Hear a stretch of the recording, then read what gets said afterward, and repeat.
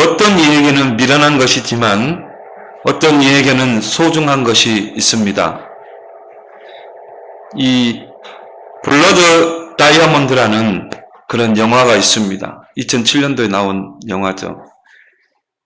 그 영화의 배경이 이제 사헤라리온이라는 그 아프리카의 작은 나라에 대한 이야기입니다. 그 나라는 다이아몬드가 세계 매장량 3위예요. 다이아몬드가 많은 나라죠. 근데 그 다이아몬드 때문에 내전을 겪고 많은 국민들이 또 죽음을 당하게 되고 한마디로 전쟁터가 된 그런 아프리카의 최빈국입니다. 가장 가난한 나라. 그 다이아몬드를 캐서 팔면 그 나라는 단번에 부자 나라가 될 수 있거든요. 근데 이 나라 사람들이 다이아몬드의 가치를 모른 거예요. 그냥 반짝이는 하나의 보석 중 하나로 그렇게 본 겁니다. 왜? 흔한 다이아몬드입니다. 뭐 교육관에서 이렇게 씻다 보면 다이아몬드가 이렇게 나왔다니까요. 손가락만한 다이아몬드가 나오고. 그런 나라라 이 말이죠. 근데 그 가치를 모른 거예요. 그냥 하나의 보석 중에 하나로 본 것이죠.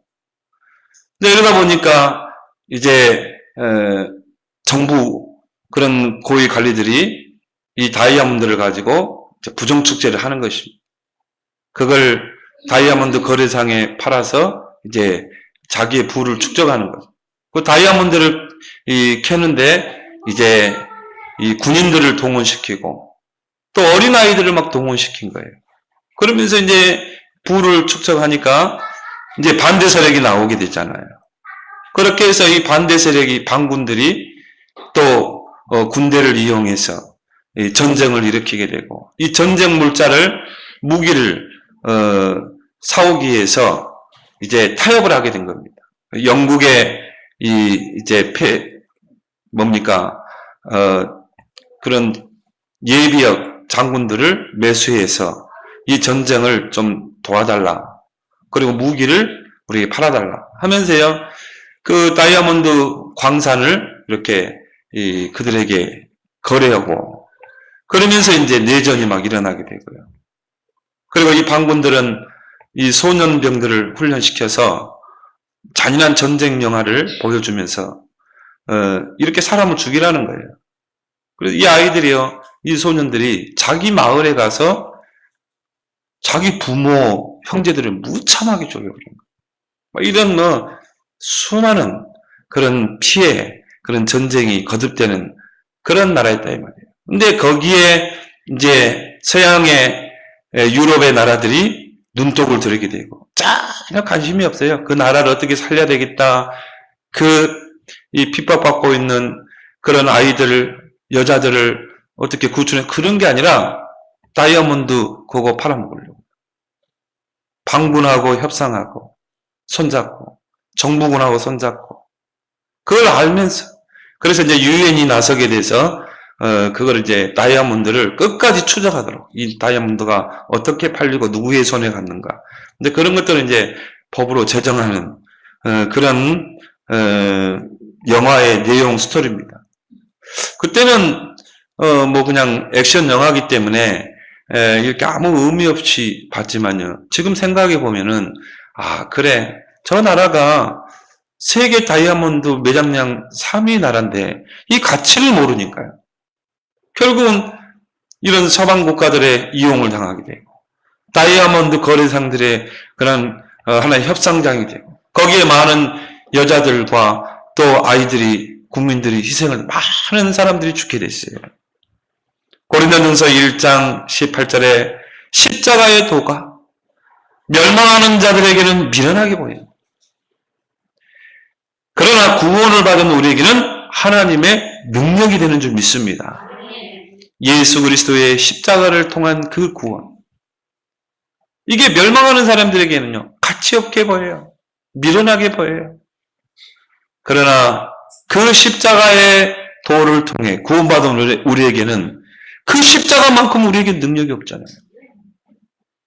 그 십자가의 그 예수 그리스도께서 사탄의 권세를 깨뜨리시고 우리를 모든 저주에서 우리를 해방시키시고 하나님 만나는 그 길을 열었잖아요. 그 십자가의 도가 우리에게는 생명이요 능력인 줄 믿습니다. 우리에게는 가치 있는 거라니까요. 다이아몬드하고 비교할 수 있겠습니까? 또 고린도전서 1장 21절에 어떤 사람에게는 전도가 미련한 거예요. 그러나 하나님께서는 이 전도를 통해서 구원 사역하기를 기뻐하셨느니라. 작정하셨느니라. 여러분이 현장에서 불신자에게 복음 전하고 영접하고 이 전도의 가치를 모르는 사람, 복음의 가치를 모르는 사람은요, 그게 미련하다고 한다. 불신자가 미련하다고 이야기하면 되는데요. 기존에 교회 다니는 그 교인들이 미련하다고 합니다. 제가 현장에서 이렇게 전도하면요. 교회 다니는 교인들이 전도를 막아요. 한 번은 제가 현장에서 전도하는데 그 어느 교회의 집사래요. 내가 볼 때는 집사가 아니고 잡사인 것 같아. 뭐라고 하냐면요. 목사님, 저 사람이 절에 잘 다니고 있는데 왜 전도하냐? 절에도 구원이 있는데 왜 절에 다니는 사람을 전도하냐 이게요. 근데 어렵거든요. 그럼 성경에 불교의 구원이 있다 어디 나왔냐? 석가모니에게 구원이 있다 어디 그렇게 나왔냐? 다른 이로서는 구원을 얻을 수 없는 천하 사람 중에 구원을 얻을 만한 다른 이름을 그리스도 외에는 주지 않았다. 예수란 그 이름의 뜻이 구원자다. 석가란 뜻은 구원자란 뜻이 아니다. 왜 그러면 예수만 구원자냐? 예수님이 십자가에서 그리스도의 일을 했기 때문이다. 그래서 우리는 예수 그리스도만이 구원이 있다고 말하는 거다. 그러면 저 불교인도 그리스도가 필요한 거 아니냐? 저 마호메트 믿는 저 회교도들도 모슬렘들도 그리스도가 필요한 거 아니냐? 그래서 너희는 모든 족속으로 제자 삼고 만민에게 복음을 전파라 했잖아. 못 알아들어요. 다 뭐지? 근데 그 집사에게는요, 전도가 미련한 것을. 왜 그래요? 복음을 이해를 못했어. 하나님의 방법인 전도를 이해 못한 거예요. 그런 교인들 여러분 꽉 찼습니다. 많은 사람들이 복음과 전도에 관심 없이 살고 있어요. 왜 그렇습니까? 그들에게는 복음과 전도가 미련한 것이기 때문에. 현장에서 만난 교인들을 보면요, 전도에 전혀 관심 없이 살아요. 근데 관심이 다른 데 있어. 세상적이고 육신적이고 정욕적이고 그냥 이름만 교인이지 불신자하고 똑같아요. 관심이 거기가 있다니까. 여러분, 관심은 전도인 줄 믿습니다. 나의 관심이 어디에 있느냐에 따라서 삶은 가게 돼 있어요. 여러분이 돈에 관심을 갖게 되면요, 돈을 따라가게 돼 있어요. 여러분이 세상에 관심이 많으면 세상을 따라가게 되고 세상을 사랑하게 돼 있어요. 여러분이 어릴 때 이 자녀들에게 돈에 대해서 잘 가르쳐야 돼요. 여러분이 자녀들이 어릴 때부터 돈에 대해서 잘못 배우게 되면 어떻게 됩니까? 돈을 따라간다니까요. 그리고요, 돈이 우상이 되고 돈의 노예가 됩니다. 탐심은 우상숭배라고 그랬잖아요. 여러분이요, 경제에 대해서, 돈에 대해서 어릴 때 잘 가르쳐야 됩니다. 모든 경제는 하나님의 손에 있다는 것을 가르쳐야 돼요. 역대상 29장 10절, 14절에 보니까 모든 경제가 하나님의 손에 있다고 그랬어요. 우리는 불신자하고 경제관이 달라야 돼. 우리는 돈의 청지기관이 되어야 할 줄 믿습니다. 내가 노력해서 번 게 아니에요. 하나님이 내게 건강 주시고 직장 주셔서 또 열심히 일하게 해서 벌게 하신 거야. 하나님의 것입니다. 그러면 우리는요, 돈을 가치 있게 써야 되는 거예요. 하나님이 내게 맡기신 거라. 그래서 우리가 가치 있게 알뜰하게 사용해야 될 줄 믿습니다. 우리는 사치해서는 안 돼요. 꼭 필요한 곳에 돈을 지출해야 돼요. 하나님의 것은 하나님의 것으로, 가이사의 것은 가이사의 거로 그랬잖아요. 여러분이요, 정말 한 달의 수입을요, 가지고 하나님의 것은 하나님의 것으로. 그렇죠? 그래서 11조도 드리는 거고, 헌금도 해서 드리는 거고. 그리고 내가 세상에 가이사의 것은 가이사의 것. 그렇죠? 그래서 세금도 내잖아요. 여러분 의료보험료 내잖아요. 그럼 여러분요, 알뜰하게 경제를 사용해야 돼요. 하나님의 모든 관심은 영혼 구원에 있는 줄 믿습니다. 베드로전서 1장 9절에 믿음의 결국은 영혼 구원이라. 하나님이 우리에게 예수 그리스도를 믿을 수 있는 믿음을 주신 것은 영혼을 구원하기 위해서. 그 믿음을 우리에게 선물로 주신 것입니다. 디모데전서 2장 4절에 하나님은 모든 사람이 구원을 받으며 복음의 진리를 알기를 원하느니라. 하나님은요, 모든 관심이 그겁니다. 모든 사람이 구원받는 것. 모든 영혼들이 이 진리의 복음을 아는 데 이르는 것. 이게 하나님의 모든 관심이에요. 하나님 떠난 창세기 3장 인생은 스스로 구원받을 수가 없는 상태에 있어요. 죄에 붙잡힌 상태. 하나님을 떠난 사단에게 붙잡힌 상태입니다. 그래서 로마서 8장 2절에 죄와 사망의 법에 딱 묶여 있다니까요. 죄와 사망의 법에 갇혀 산다니까요. 히브리서 2장 14절 15절에 마귀에게 소속되어서 죽기를 무서워함으로 종노를 하며 사는 거예요. 이게 불신자의 삶인 것입니다. 그래서 칼빈은 그의 5대 교리에서 그 첫 번째를 뭐라고 했습니까? 전적 부패 그랬어요. 하나님을 떠난 죄인은 전적으로 부패되어 있다. 구원에 대해서는 전적으로 무능하다. 스스로 구원받을 수 없는 상태 속에 있다 이 말이에요. 그래서 하나님이 은혜를 베푸신 줄 믿습니다. 불강력적인 은혜를 우리에게 베푸신 거예요. 왜? 우리 힘으로는 자력 구원을 할 수 없기 때문에. 그래서 하나님께서 이 십자가의 도를 통해 구원을 완성하신 거예요. 독생자 예수 그리스도를 십자가에 못 박게 하시고 그 십자가를 통해 우리를 구원하시고 구원을 완성하신 줄 믿습니다. 다 이루었다. 여러분들 이단의 말에 절대 속지 마세요. 그들의 특징이 뭡니까? 저 신천지 하나님의 교회 이단들의 특징이 뭡니까? 예수 그리스도는 완전한 구원을 이루지 못했다는 거야. 완전한 구원을 이루지 못하고 십자가에 처절하게 죽었다는 거예요. 그래서 나머지 구원을 안상홍이가 이뤘다는 거예요. 그 안상홍이가 제일인 줄 알아요. 저 이만희가 나머지 구원을 다 틀린 말이야. 예수 그리스도는 십자가에서 완전한 구원을 이룬 줄 믿습니다. 그 완전한 구원자란 증거가 뭡니까? 3일 만에 부활하셨어요. 다시 살아나신 거예요.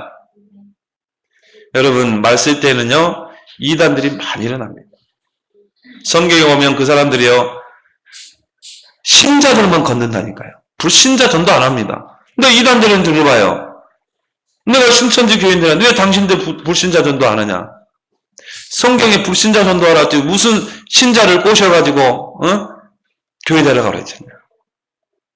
당신 불신자 전도해라. 이단들은요 불신자 전도 안 합니다. 기존 신자들 중에 복음 없고 흔들리는 신앙 교인들, 뭔가 시험과 갈등 속에 있는 교인들 찾아가요.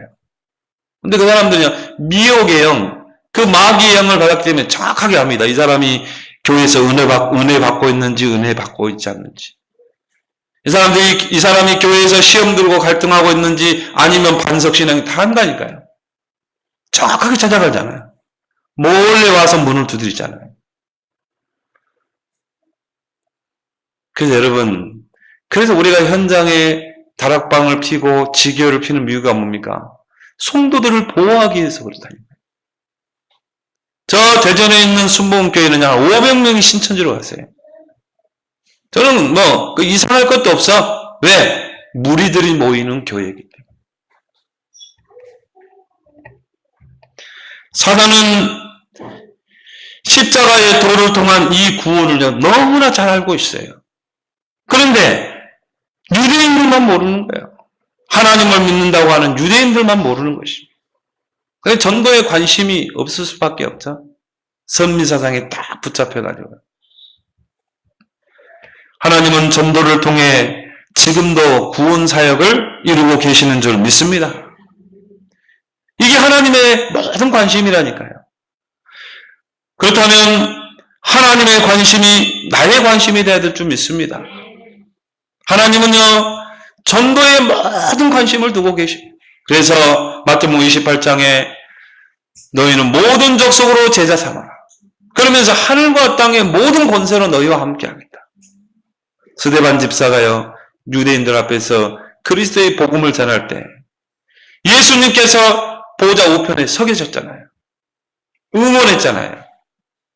빌립이 현장에서 전도할 때 주의 영으로 천사를 통해서 하나님이 전도문을 여잖아요. 그건 뭘 말합니까? 하나님의 모든 관심은 전도에 있다. 영혼 구원에 있다. 하나님은 전도 중심으로 역사를 움직이십니다. 하나님은 전도 중심으로 지구를 움직이셔요. 한 개인과 나라의 흥망성쇠가 전도에 있다니까요. 교인들도 보면요, 참 하나님 축복받은 사람도 있어요. 딱 보면요, 전도에 올인하는 거라. 여러분 한번 나라를 한번 보세요. 역사를 한번 보세요. 하나님께 축복받는 나라의 특징이 뭡니까? 하나님 잘 믿습니다. 그리고요, 전도 선교하는 나라예요. 저 미국이라는 나라가요, 지금은 많이 쇠퇴하지만 미국이라는 나라를 하나님이 축복했어요. 유럽에 있는 전 국방비를 합쳐도 미국의 국방비를 따라잡을 수 없는 거예요. 하나님이 미국이라는 땅에 축복을 쏟아부은 겁니다. 왜 그렇습니까? 그 미국이라는 나라가 복음 있는 나라예요. 전도 선교하는 나라라니까요. 그래서 그들에게 이 문화 속에 복음이 스며 들어가 있다니까요. 이게 문제 생기면 어떡합니까? 오 마이 갓 그러잖아요. 불신자도 그래요. 문제 생기면 오 마이 갓. 나도 모르게 오 마이 갓. 그건 뭐예요? 문화 속에, 삶 속에 이 하나님 사상이 들어가 있는 거예요. 근데 지금은 미국 교회가 많이 침체되고 있죠. 그래도 전 세계적으로 선교사를 가장 많이 파송한 나라, 전 세계적으로 선교비를 가장 많이 지출한 나라, 미국입니다. 여러분 놀라지 마세요. 두 번째로 선교사를 많이 파송하고 두 번째로 선교비를 많이 지출한 나라가 우리나라예요. 우리나라를 하나님 축복한 거예요. 반토막 난 이 대한민국 70%의 산이 있고요. 자원이 전혀 없어요. 기름 한 방울 안 나는 나라인데 저 서울역에 가보세요. 얼마나 많은 차들이 다닙니까? 그래서 외국인들이 우리나라를 보고 뭐라 하냐면요, 한강변의 기적이라고 그러잖아요. 이 잿더미 속에서 이렇게 성장한 나라가 없어요. 이렇게 부강한 나라가 된 경우가 없다니까요. 왜요? 우리는 복음을 받아들인 나라예요. 선교 대국입니다. 그래서 지금 정치인들이요, 종교인들에게 종교세를 매기려고 하잖아요. 왜? 해외로 빠져나가는 선교비가 어마어마해요. 선교사를 파송하고 저 해외에 저 가난한 나라에 교회를 짓고 학교를 짓고 병원을 짓고 이걸 교회가 한국교회가 하고 있다니까요. 제가 아는 선교사님도 저 필리핀, 저 태국, 말레이시아 뭐 하는 줄 아세요? 학교 지어놓고 학교 짓고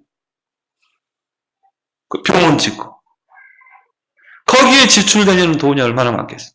그러니까 이 정부 차원에서요, 종교세를 매기려고 하는 것입니다. 뭐 그만큼 우리나라가 선교 대국이라는 말이에요.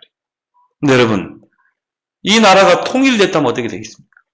통일되면요, 이제 우리 한국교회에 불가발한 같은 성령 역사가 일어날 줄 믿습니다. 통일된 대한민국을 통해서 이제 하나님 다 닦아놨어요. 저 북한 두만강을 건너서 저 이제 사할린을 지나 중앙아시아를 시베리아를 통과해서 어디로 가요? 중동으로 들어가는, 중동으로. 저도 이렇게 카자흐스탄, 키르기스탄을 와봤는데 어마어마한 넓은데 도로를 다 닦아놨다는 거예요. 철도를 다 닦아놨어요. 시베리아 관통하는 철도를. 이야, 하나님이 통일된 대한민국을 위해서 다 준비해놨구나. 저 중앙아시아 가보니까요, 우리 고려인들 있죠? 고려인 3세, 4세들이요. 다 준비되어 있는 거 있죠? 러시아 말 잘하지. 한국말 잘하지. 하나님이 미리 다 흩어놓은 거야. 이 사람들이 다 교회에서 통역하고 있더라니까요. 하나님이 준비해놨구나. 그 속에 저와 여러분들이 있는 줄 믿습니다. 한 개인과 나라의 흥망성쇠가 전도에 있다? 그러면 여러분의 관심은 어디에 있습니까? 나의 관심은 어디에 있는가? 제가요, 이 다락방을 만나기 전에 전도에 몸부림쳤던 사람, 어떻게 하면 내가 전도할 것인가? 어떻게 하면 내가 이 영혼구원에 내가 쓰임받을 것인가? 막 외침 전도도 해보고요. 사형리 가지고 막 전도도 해보고. 근데 내가 한계가 오는 거예요. 이게 아니라는 걸 느끼는 거예요. 그때 제가 유목사를 만났잖아요. 거기서 내가 깨달은 게 뭡니까? 인간의 근본 문제가 창세기 3장 3가지. 하나님을 떠나 죄와 사단의 권세 아래 있는 것. 그 문제의 유일한 해결책이 그리스도라는 것. 이야, 이걸 너무 선명하게 말하는 거죠. 저는 대충 알았거든요. 솔직히 이야기합니다. 그때 우리 인간의 근본 문제가 이 창세기 3장 3가지 문제라는 걸 몰랐다니까요. 신학교에서 한 번 그리스도의 삼직 훑고 지나가 버려요. 그럼 알 수 있겠어요? 몰라요. 제가 볼 때는요, 한 1년을 그리스도의 삼직 가지고 강의를 해야 돼요. 신학교에서. 한 번 훑고 지나가 버려요. 그러니까 신학생들이 그리스도를 제대로 모르는 거예요. 목사 돼도 모르는 거예요. 그러니까 그리스도의 제자를 세울 수 없는 것입니다. 깨닫게 된 거예요. 제가 모든 걸 다 포기해버렸잖아요. 나는 오직 그리스도 운동할 것이다. 그때부터 제가요, 전도하기 시작했어요. 만나는 사람마다 인간의 근본 문제 3가지. 그 문제를 해결하실 그리스도. 제가 학교 사역을 많이 했거든요. 서일대학교, 대원외고, 대원고등학교, 영곡중학교, 성공여고, 대원외고, 건국중학교, 학교 들어가서 그때는 얼마나 내가 이 인간의 근본 문제와 해결책을 알게 되니까요. 누구든지 만나도 답을 줄 수 있겠더라니까요. 좀 이상하다. 당신 문제 창삼장이야. 누가 우울증에 시달리고 있다. 당연하잖아요. 당신 문제 창세 3장. 당신 하나님 떠났기 때문에 그래. 하나님 떠나서 사단에게 붙잡혔기 때문에. 어떻게 하면 된대요? 그래서 그 문제 해답이 그리스도야. 전도가 어렵습니까? 학교에서요, 학생들을 만나는데요, 나는 놀랐어요. 귀신 본 애들이 많아요. 귀신과 대화하는 애들이 많아요. 다 감추고 있는 거예요. 그런 애들 만나가지고 네 문제는 창세 3장이에요. 네가 지금 하나님 떠나서 사단에게 붙잡혀 있는 거야. 너의 영적 상태는 심각한 거야. 네가 눈에 다른 사람이 안 보이는 귀신이 보인다. 너의 상태는 심각한 거야. 그렇지만 네 상태가 아무리 심각하다 할지라도 그 문제를 해결할 수 있는 유일한 해답은 그리스도밖에 없어. 네가 그것만 몰랐던 거야. 거기서 복음 전하고 영접하고 다락방하고 세우고. 그때는 복음도 설리갔어요. 근데 복음에 내가 충격을 받았거든요. 인간의 근본 문제가 창삼장이고 하나님이 얼마나 전도의 문을 여는데 하나님이 현장에 다 준비해놨어요. 제자들은. 이 학교에 가니까 이 선생님이 준비되어 있고요. 건국중학교 들어가니까 이 장로님이 준비되어 있고 다 준비해놨어. 그때는 복음도 설리겠고 나 각인 뿌리 체질도 안 바뀐 상태인데 오직 내가 전도에 관심을 거기 뒀거든요. 대학원 들어가서는 아예 그냥 야간으로 옮겼다니까요. 현장 뛰려고. 하루에 30개 다락방 뛰었어요. 그리고 학교 가서 공부하고 훈련 뛰고 내 관심이 전도에 모든 관심을 두니까 내 수준과 상관없이 문을 열더라 이 말이에요. 여러분, 여러분의 관심이 어디 있습니까? 진짜 24시간 전도에 한번 더 보세요. 여러분 수준과 상관없이 하나님은 전도 문을 열 줄 믿습니다. 빌립이요, 그 누구도 가지 않는 그 사마리아 땅 갔잖아요. 왜? 그 빌립 집사의 모든 관심은 전도에 있는 거예요. 그러니까 하나님이요, 막 성령으로 역사하고 천사를 동원해서 문을 다 열어버리잖아요. 그 빌립이 그리스도로 완전 답이 났다는 증거가 뭡니까? 사마리아의 성에 가서 그리스도를 백성에게 전파하네. 다른 거 전파하지 않았어요. 그리스도를 전파하네. 귀신들이 떠나가. 중풍병자가 낫게 돼. 소경이 눈을 뜨고. 그 성에 큰 기쁨이 넘쳤더라. 그래 하나님이 기뻐가지고 어떻게 합니까? 그 에디오피아 네시아 아프리카 땅에 복음의 씨를 뿌릴 네시를 붙였다니까요. 여러분이 전도의 모든 걸 올인해 보세요. 하나님이 가는 곳마다 여러분 수준과 상관없다니까요. 전도문을 여실 줄 믿습니다. 여러분 제자 훈련은 뭡니까? 관심을 바꿔주는 겁니다. 우리의 관심이 다른 데 있다 이 말이에요. 이걸 바꿔주는 거. 그래서 예수님께서 12제자를 부르시고 계속 현장에서 훈련을 시켰잖아요. 훈련하고 집중하고 반복하고. 왜? 제자들은요 아직 모든 관심이 육신적인 데 있었어요. 근데 예수님을 그때 창세기 3장 15절에 그리스도는 못 봤다니까요. 그냥 하나 훌륭한 선생으로 봤어요. 라비어 그랬잖아요.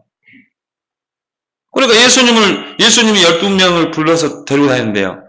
처음에는 예수님을 그리스도는 못 본 거예요, 구원자로. 늘 육신적인 거. 막 오병이어 기적 일으키면요, 막 흥분되고. 우리도 초창기에 그랬잖아요. 막 육신적인 기도했잖아요. 예수님께서 오병이어 기적을 딱 베풀고요. 그 제자들이 흥분돼 있는데 찬물을 끼얹는 말을 했어요. 너희들이 나를 따라오는 것은 배부름 때문이다. 십자가의 표적이 아니라 배부름 때문에 나를 쫓아. 그러면서요. 살리는 것은 영이니 유익은 무익하니라. 그래 예수님이 찬물을 끼얹는 말을 한 거예요. 제자들의 관심은요. 늘 먹는 거, 육신적인 거, 자리 다툼하는 거. 베드로가 두 아들 베드로의 어머니가 베드로하고 둘째 아들 안드레를 데리고 예수님 앞에 옵니다. 예수님, 당신이 왕자에 올라설 때 요 큰아들은 좌의정으로, 둘째 아들은 우의정으로 앉혀주십시오. 그러니까 하나님의 나라가 임한다는 그 말을 이해를 못한 거예요. 그들이 이해하고 있는 하나님 나라는 뭡니까? 우리는 그 예수 그리스도의 복음이 땅끝까지 증거되는 거잖아요. 거기에 만왕의 왕이 누구십니까? 예수님이잖아요. 근데 그들이 그때까지 생각하는 하나님 나라는 예수님께서 다윗과 같은 왕권을 가지고 저 로마의 속국에서 이스라엘을 건져내서 이스라엘 나라 왕국을 회복하는 거. 그리고 예수님이 거기에 왕으로 이제 세움받는 거. 참 영적인 걸 생각도 못하는 거예요. 그러니까 당신이 이제 이스라엘의 왕이 되면 하나들은 우의정이 되게 하고 좌의정이 되게 하십시오. 근데 그걸요 누가 또 들은 거야. 그래가지고 막 서로 싸우잖아요. 네가 뭐 벌써부터 뭐 자리 싸움하냐고. 늘 이런 자리 다툼. 그 관심이 다른 데 있는 거라. 예수님께서 무덤에 들어가셨을 때요. 다 고기 잡으러 간다고 하고요. 회귀 본능. 근데 감람산에 모아가지고 예수님 마지막 집중을 했다니까요. 그런데도 이스라엘 나라가 회복하심이 있다니까. 네, 관심이 다른데. 그래서 예수님이 뭐라고 그럽니까? 그건 너희 알 바 아니지 않냐. 오직 성령이 너에게 하면 권능받고 땅끝까지 증인되리라. 그 예수님이요, 집중을 통해서 제자들의 관심을 바꿔준 것입니다. 왜 우리가 집중훈련을 합니까? 왜 우리가 사문호를 합니까? 왜 우리가 7가지 실천을 합니까? 왜 동영상 녹취를 하고, 왜 여러분들이 성경을 읽고 암송하고 구원의 길을 매일 그리고 여기 사문을 방에 보니까요, 딱 보니까 교인들이 잘하더라고요. 왜 그걸 해야 되냐 이 말이에요. 여러분 그거 안 하면요, 다른 데 관심을 갖게 돼요. 육신적인 거, 세상적인 거, 종교적인 거 금방 그쪽으로 가게 돼 있어요. 그래서 예수님이 다른 생각 못 하도록, 다른 거 관심 못 갖도록 계속 데리고 다녀요. 계속 데리고 다니면서 같이 밥 먹고 같이 주무시고. 왜 우리가 4대 미션에 도전합니까? 우리의 관심이요, 가는 현장마다 영접운동 일으키고, 가는 곳마다 개인 양육에서 제자 세우고, 정말 가는 현장마다 여러분을 통해서요, 전도 마스터, 제자 메이커가 되게 해요. 그래서 우리가 4대 미션 도전하는 거죠. 왜 우리 렘넌트들은 세븐고에 집중해야 됩니까? 세상은요, 우리가 조금 방심하면요, 우리 아이들을요, 여지없이 사로잡는다. 사단의 가기. 애들은 금방 빠져든다. 우리 어른들은 뭐 그런 스마트폰 하지도 않잖아요. 저는 카톡도 밤에 그냥 한번 열어봐요. 보면 한 200개 들어와 있어요. 일단 한번 누르고 그냥 보고 말지. 얘들은 그렇지 않는다. 얘들은 이 세븐고 속에 집중 안 하면요, 사단의 그 각인 속에 빨려 들어간다니까요. 어릴 때 잡혀버리면 힘들어요. 그래서 세븐고를 하고 하는 것입니다. 관심을 바꿔주기 위해서. 초대교회 제자들 한번 보세요. 초대교회 제자들은요, 오직 그리스도, 오직 하나님 나라, 오직 성령. 거기에 모든 관심을 가지고 있잖아요. 그래서 더불어 마음을 같이 오로지 기도 힘쓰니라. 그걸 가지고 집중한 것입니다. 그래서 하나님이 그 마가다락방 교회에 불과 바람 같은 성령을 보내잖아요. 우리 모든 성도들이 렘넌트가 하나 돼가지고 우리의 모든 관심은 오직 그리스도, 오직 하나님 나라, 오직 성령 충만에 방향 맞추고 집중으로 하나 될 때 이런 오순절의 역사가 일어날 줄 믿습니다. 그 불과 바람 같은 성령이 임하니까 하나님이 모든 문을 다 열어버리는 거예요. 결국 전도는 뭡니까? 관심입니다. 나의 관심이 어디에 있는가? 하나님의 그 영혼 구원의 그 관심, 여러분의 관심이 되길 바랍니다. 나의 관심이 되자. 두 번째로 전도는 간절함입니다. 간절함이 없이는요, 절대 전도는 할 수 없어요. 그래서 오늘 누가복음 15장에 예수님께서 3가지 비유를 드십니다. 잃어버린 한 마리의 양을 찾아 나서는 그 목자, 잃어버린 드라크마를 찾기 위해서 밤을 새워서 그 온 방을 쓸고 찾는 그 처녀, 우리가 읽지 않았지만 잃어버린 그 아들을 학수고대 기다리는 그 아버지, 뭘 말하고 있습니까? 3가지 비유. 간절함이거든요, 간절. 이 3가지 비유를 드신 이유가 있어요. 오늘 1절 2절에 나오죠. 이제 예수님이 복음을 전하는데요, 많은 세리들과 죄인들이 말씀을 들으러 가까이 나왔다고 그랬어요. 그걸 보고요, 바리새인들과 서기관들이 이제 수구수구를 하는 것입니다. 비웃는 것입니다. 이 사람이 죄인을 영접하고 음식을 같이 먹는다. 저 죄인들, 이 유대 종교 지도자들은 죄인들하고는 아예 상종을 안 했다니까. 근데 복음은 그 죄인들에게 필요한 게 복음 아닙니까? 그잖아요. 여러분 죄인 맞잖아요. 죄인이기 때문에 복음이 더 필요했잖아요. 바리새인들은 전혀 관심이 없어요. 그래서 예수님이 이 비유를 3가지를 든 거예요. 한 마리의 양을 잃어버렸다니까요. 어떤 목자에게 100마리 양이 있는데 이제 밤이 다 돼가지고요. 이제 집으로 올라오는데 한 마리 양이 없어졌어. 그 진짜 못된 목자 같으면 어떻게 합니까? 뭐 그거 한 마리 양 뭐 잃어버릴 수도 있지. 그냥 99마리만 데리고 올 수 있잖아요. 근데 참 목자는 그래 안 해요. 99마리의 양을 들에 두고 그 한 마리의 양을 찾아 나서는 것입니다. 여러분 성화 봤습니까? 예수님이요. 그 양이 벼랑 끝에 지금 걸려 있는 거예요. 나뭇가지에 걸려 있는 거예요. 이제 그 나뭇가지가 아슬아슬한 거예요. 부러지면 이제 낭떠로 떨어지게 돼 있어요. 그 목자가 그 양을 발견한 거예요. 어떻게 하겠습니까?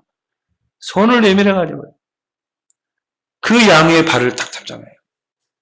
그걸 올리잖아요. 그러고 나서 그 양을 어깨에 메고요. 덩실덩실 춤을 추고 오잖아요. 즐거워서. 그걸 가지고 그 유대 지도자를 너희에게 이 한 영혼에 대한 그 간절함이 있네요. 또 주신 이유가 뭡니까? 저라크마. 처녀가 약혼을 했는데 남자와 결혼 날짜가 가까워진다 이 말.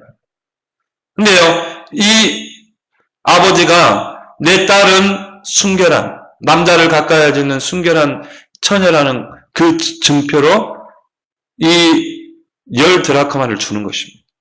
10개의 보석이 박힌 드라크마를 준 거예요. 그럼 이제 그걸 이제 증표로 내 보이거든요, 남자에게. 이걸 잃어버렸다 이 말이에요. 그럼 이제 결혼식 가까우면 어떻게 하겠습니까? 밤을 새워서 그 드라크마를 찾지 않겠느냐. 방을 쓸고 뒤져보고. 똑같아요. 찾으니까 어떻게 했어요? 법과 이웃을 불러 모아서 나와 함께 즐기자. 내가 잃어버린 드라크마를 찾았느냐. 그 두 비유를 들으면서 예수님이 뭐라고 했습니까?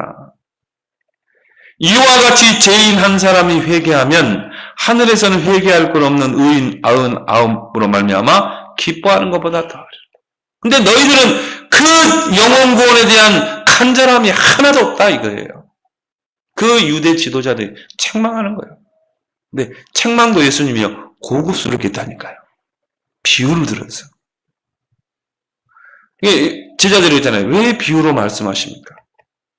알아들을 놈은 알아듣고 못 알아들을 놈은 못 알아듣게. 이게 바리새인들이 이 말 알아들었겠어요? 절대 못 알아듣습니다.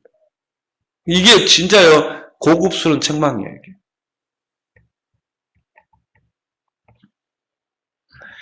유대 지도자들은요 전혀 전도에 대한 간절함이 없었던 거예요. 왜 그렇습니까? 선민사상, 율법, 복음의 반대인 율법에 꽉 잡혀버린 거예요.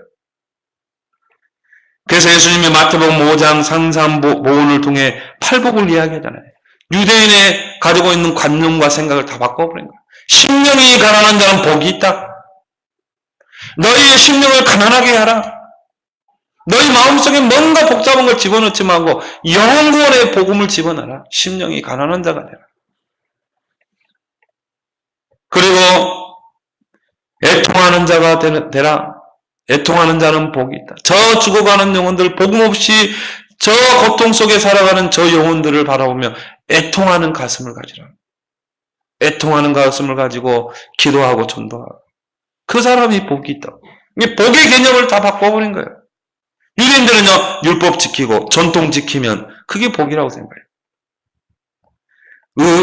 의에 줄이고 목마른 자는 복이 있다. 여러분은 복음에 목마른 자가 되길 바랍니다. 복음에 목마른 자가 되길 바랍니다. 긍휼히 여긴 자는 복이 있나니. 저 불신 영혼들을 보고요, 불쌍히 여기는 마음. 긍휼히 여기는 마음. 화평케 하는 자는 복이 있나니. 여러분이 복음을 전해서 하나님과 원수된 자를요, 하나님과 화평케 시키는 자. 이 사람이 복이 있는 줄 믿습니다.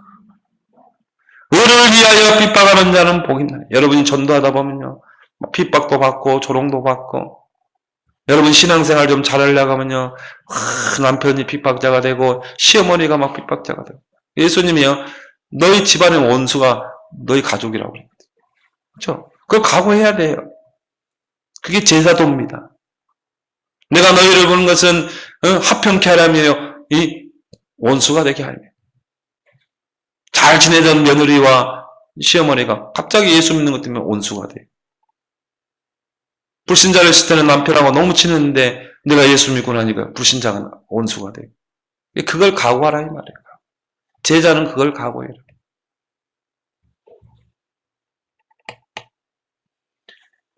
너희를 핍박하고 너희를 박해하거든 기뻐하고 즐거워하라. 하늘에서 너희의 상이 큽니다. 너희 많은 선지자들도 그렇게 해서 다 죽었지만 순교당했지만 그들이 하늘에서 큰 상급을 얻었다고. 그게 팔복입니다. 유대인의 관념과 생각을 완전히 뒤집어버린 거예요.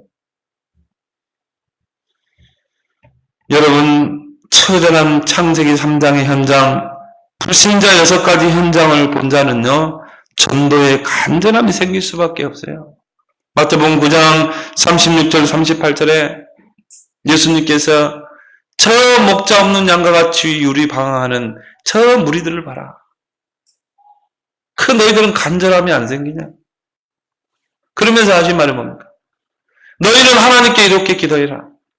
저 추수할 거는 많고 추수할 일꾼은 없지 않냐? 추수할 주인에게 청하여 우리에게 추수할 일꾼을 보내주소서. 이 기도하라고 그랬어요.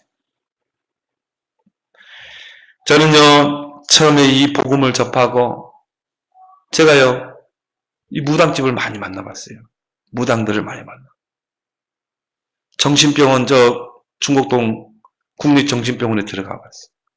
왜 이 사람들이 정신적으로 고통받고 무당들이 어떻게 영적으로 시달리는가 만나봤다니까요. 많이 만나봤습니다. 그때 내가 딱 내린 결론이요. 창세기 3장이 딱 보이는 거 있죠. 사단에게 딱 잡혀있구나. 하나님을 떠나니까 사단에게 잡힐 수밖에 없구나. 나는 무당들을 보면서요. 이 사람들이 한이 있더라고. 한.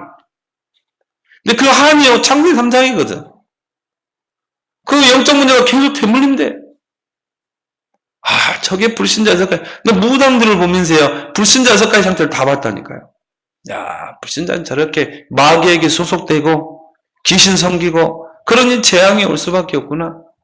이걸 제가 다 본 거예요. 그때부터 제가 뭐가 왔냐면요. 전도에 대한 간절함이 오는 거죠. 그리고 그때부터 막 시간만 나면 전도했어요. 여러분 진짜 한번 볼 필요 있어요.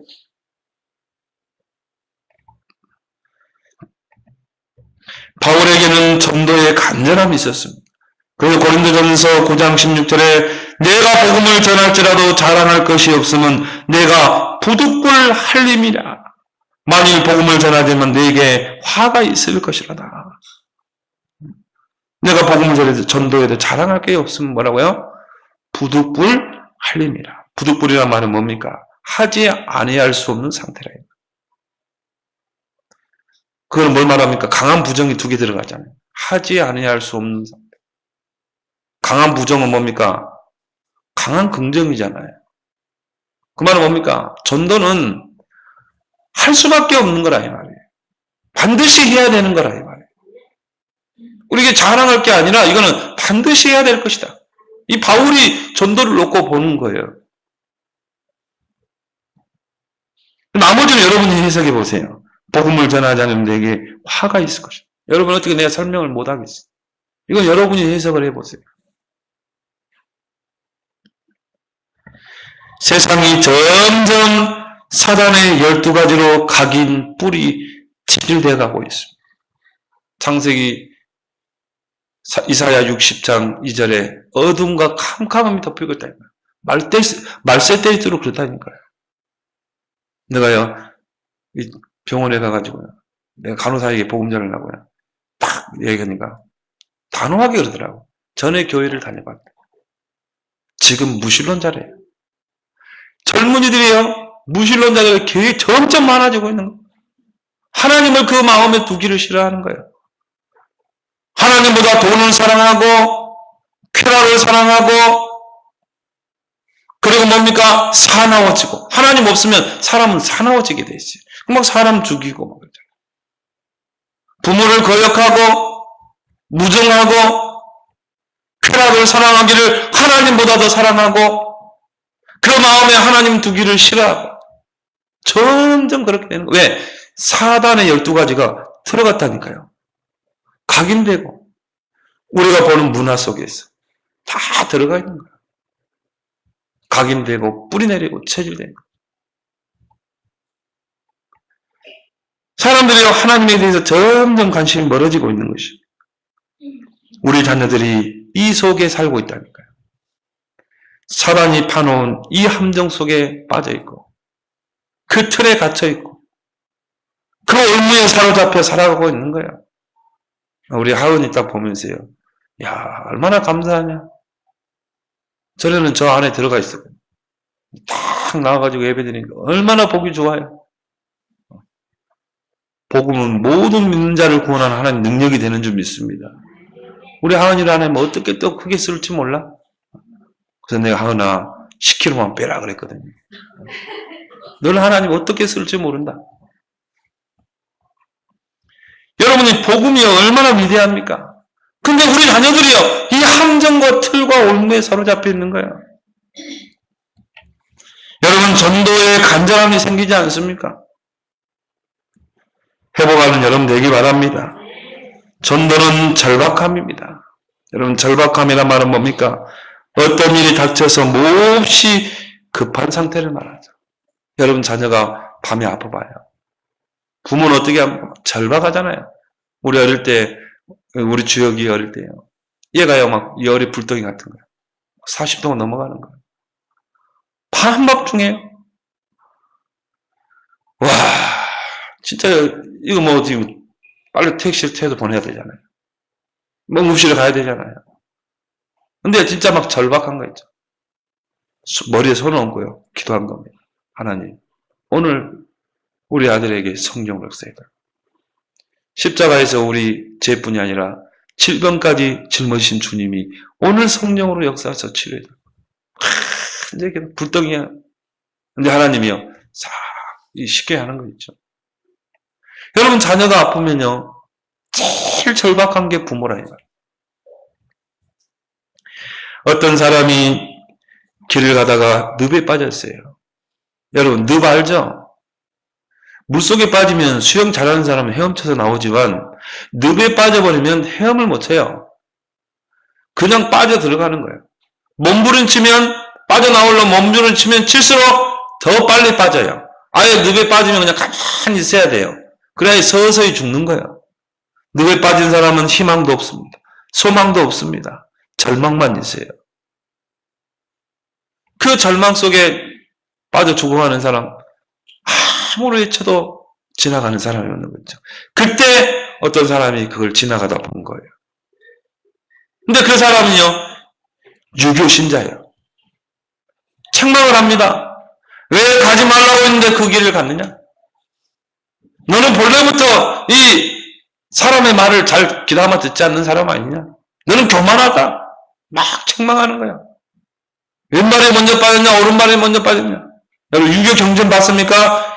계속 이거 해라 하지 마라 막 그러잖아요. 답이 없어요. 답을 주지 않아요. 그냥 지나가 버린 거예요. 또 한 사람이 딱 지나가다가요, 그걸 본 겁니다. 근데 이건 불교 신자예요. 가만히 보면서요, 스스로 빠져나오라는 거예요. 왜 네가 그 늪에 빠졌는지 깨달음을 찾으라는 거예요. 그리고 네 스스로 거기서 빠져나오라는 거예요. 네 스스로 그 굴레에서 해탈을 하고 그러잖아요. 그게 못된 불교입니다, 여러분. 못된 불교 사상이거든요. 어떻게 하나님을 떠나 사단에게 붙잡힌 인생이 스스로 그 늪에서 빠져나와서 구원받을 수 있냐 이 말이에요. 그러면서 그냥 지나가 버린 거예요.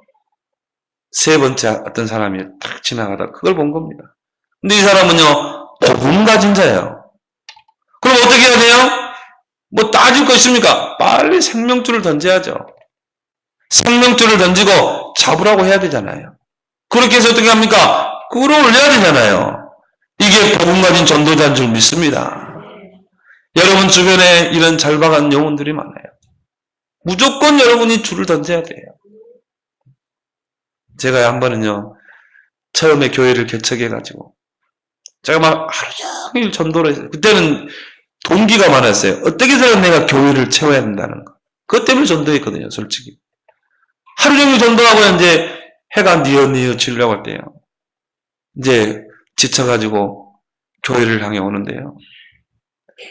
이 골목길을 지나가는데 내 마음속에요. 뭔가 강한 성령이 임하는 거 있죠. 이 옆에 지하에 들어가라는 거다. 이 성령이 내게 주신 마음입니다. 근데 너무 그때 피곤했거든요. 근데 성령께서 이 지하로 들어가라는 거예요. 그래서 내가요, 지하로 딱 들어가 보니까 할아버지가 방에 누워 계셔요. 조그만 방에. 할머니가 이제 그 치닫가를 다 하는 거예요. 근데 보니까 뇌사 상태라. 근데 물어봤거든요. 할머니가 이게 그냥 뭡니까? 죽 같은 거를 그냥 미음을 막 넣어주고 있더라고요. 할아버지는 전혀 움직이지 못해. 근데 의식은 있대요. 이 손가락 감각으로 이렇게 딱딱한데요. 그러면 이제 뒤집어 달라. 누워있으니까 욕창이 생기잖아요. 할머니가 그걸 뒤집어가지고 닦아주고, 뭐, 대소변을 다 받고. 그럼 내가 이렇게 말하는 거를 이 사람이, 이 할아버지가 알아듣습니까? 알아듣는데요. 그러면 좋습니다. 근데 그 할아버지, 누워있는 할아버지 놓고요. 복음을 전한 거야. 할아버지 이 문제가 장세함정이에요. 원래는 하나님을 떠나서는 살 수 없는 그 영혼을 가진 존재인데 할아버지는 하나님 떠나 있다. 왜? 불신앙의 재가 들어와서. 그러면 사단에게 잡히게 돼 있다. 불신자석과 상태를 이야기하고 그리스도를 선포했어요. 예수님이 십자가에서 하신 세 가지. 근데 영접은 말로 보잖아요. 신을 해야 되잖아요. 내가 할아버지 제 말을 잘 들으시고 로마서 요한복음 1장 12절에 영접하는 자, 곧 그 이름을 믿는 자들에게는 하나님의 자녀가 되는 권세를 줬다고 합니다. 그게 영접이다. 그 예수 그리스도를 정말 구원자로 믿으시면 이제 마음에 영접하면 된다. 영접이라는 말은 내 마음에 모셔드리면 됩니다. 뭐 어떻게 영접하면 되냐면 로마서 10장 9절 10절에 예수 그리스도를 구원자로 믿고 입으로 시인하면 됩니다. 입으로 고백하면 됩니다. 저를 따라 고백하면 됩니다. 그러니까 말을 못하니까 그냥 마음으로 고백을 하세요. 저를 따라서. 그래가지고 제가 손을 잡고 영접 기도를 했어요. 영접 기도하고 나머지 기도를 딱 해드리고 나왔거든요. 근데 그 다음날 보니까요. 장례 준비하더라니까요. 그 다음날 돌아가셨어요. 하나님이 이 영혼 구원이 절박하기 때문에 하나님이 나를 그 지하로 가겠구나. 내가 만약 그거를 거부하고 갔다면 어떻게 되겠어요? 하나님은요, 그 할아버지 생명을 하루도 연장하실 겁니다. 다른 전도자를 보낼 거예요. 근데 내가요, 아차 싶은 거 있죠. 그래. 내 주위에 이런 절박한 영혼들이 얼마나 많겠냐. 우리 인생 시한부 인생인데. 오늘 불러가면 가야 되는 인생인데. 내 주위에 이런 시한부 인생이 얼마나 많겠냐. 야, 내가 이 전도에 올인해야 되겠구나. 여러분, 전도보다 시급한 것은 없는 줄 믿습니다. 여러분, 전도보다 시급한 거 있어요? 5분 골든 타임이라고 있어요. 5분 가지고 사람 살릴 수도 있고 죽을 수도 있다. 여러분, 심폐소생술 있죠? 그걸 5분 동안 심폐소생술 잘해주면요, 이 사람이 살아나요. 5분 방치하면 뇌로 산소가 공급되지 않아가지고 이 뇌사 상태로 죽게 됩니다. 5분이 골든타임이래요. 여러분이 길거리 가다가 누가 팍 쓰러지면요, 심장이 정지 상태가 오거든요. 그럼 어떻게 해야 되냐면 가서 달려가서 빨리 119 전화해야 돼요. 지금 이런 상태다. 119에 잘 안내해줍니다. 어떻게 이 심폐소생술을 하라. 그러면 일단 입을 이렇게 벌려서 입 안에 이렇게 기도가 막혔는지 확인하고 기도를 열어놓고 이 가슴은 이제 숨 쉬도록 좀 풀어헤치고요. 이 젖꼭지잖아요. 가운데 여기를 손바닥을 해가지고요. 5분 동안 30번 5cm 들어가도록 계속 30번 하고 2번 이제 뭡니까? 호흡을 집어넣어줘야 돼요. 코를 막고 입으로 길게 숨을 불어넣어주고 2번을 하고 또 30번. 그걸 5분 동안 해야 돼요. 119 올 때까지 5분 골든타임. 그 5분을 했는데 살아난다니까요. 그래서 전에 TV에서 있잖아요. 9살 여자아이가 길을 가다가 어떤 할아버지가 쓰러진 거예요. 그래, 그 아이가요, 여자아이가 달려가가지고는 뭡니까? 학교에서 배운 대로 침착하게 119로 전화하고요. 심폐소생술. 이 할아버지 살렸다니까요. 여러분, 심폐소생술 꼭 훈련 받기 바랍니다. 쓰는 사람들은 빨리 가서 해야 돼요. 5분 골든타임. 여러분, 5분이 사람을 살리기도 하고 죽이기도 한다. 여러분이 하루를 살면서요, 5분 골든타임을 놓치지 말기 바랍니다. 5분 이상 머무는 곳에는 생명운동을 펼쳐라. 5분 이상 머무는 곳에 5분 골든타임. 여러분이 심폐소생술이 필요한 영혼들이 있다, 이 말이에요. 산소를 공급해주지 않으면 죽을 영혼들이 있다. 복음을 전하지 않으면 죽을 영혼이 5분 안에 있다니까요. 그래서 여러분이 그 영혼들에게 복음을 전하고 살려내는 여러분 되길 바랍니다. 이런 절박함이 우리에게 회복돼야 돼요. 여러분이 나에게 하루의 시한부 인생이 남았다면 어떻게 하겠습니까?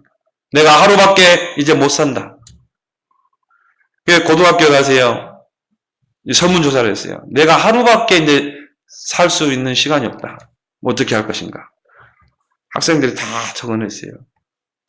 지금까지 못 잔 거, 잠 실컷 자고 나는 죽겠다. 지금까지 못 먹었던 거 다 먹고 실컷 먹고 배 터지도록 먹고 내가 죽겠다.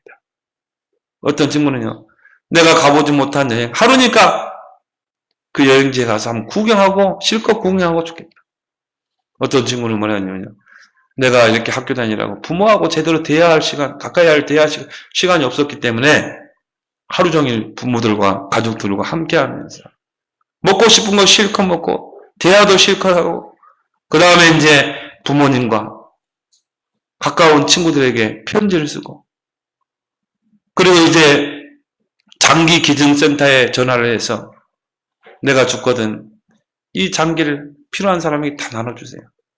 그 장기 기능 이제 전화하고 그리고 자기가 죽겠다는 뭐 여러 학생들이 적었겠죠. 그럼 제가 여러분에게 한번 질문해보고 싶어요. 여러분에게 이제 하루밖에 시간이 남지 않았다.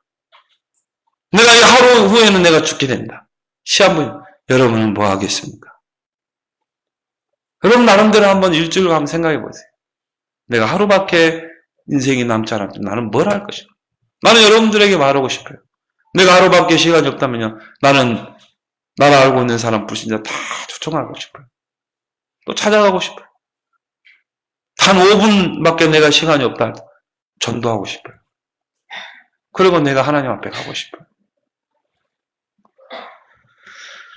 그래서 전도자 바울은 인생을 다름질로 표현했습니다. 고린도전서 9장 24절에 내가 운동장에서 다름질할지라도 상을 얻는 자는 딱 한 사람이다. 그래서 너희는 인생을 다름질해라. 쉬지 말고 달려가라. 사도행전 20장 24절에 나의 달려갈 길과 주 예수께 받은 은혜의 복음을 증거하는 것을 나의 생명을 조금 더 귀한 것으로 여기지 않겠다. 바울은 영혼권을 위해 절박한 인생을 달려온 것입니다. 전도는 관심입니다. 전도는 간절함입니다. 전도는 절박함입니다. 전도보다 중요한 건 없습니다. 전도보다 시급한 건 없어요. 복음은 모든 것, 전도는 모든 것을 포함하는 종합적인 축복인 줄 믿습니다. 기도하겠습니다. 하나님, 정말 그 하나님의 모든 영혼권의 관심이 나의 관심이 되고 저 창세기 3장 불신자 6가지 현장을 보고 전도의 간절함이 회복되게 하시고 전도의 절박함을 가지고 생명 살린 일에 남은 생 다름질하는 전도자의 생이 되게 주옵소서. 예수님의 이름으로 기도하옵나이다. 아멘.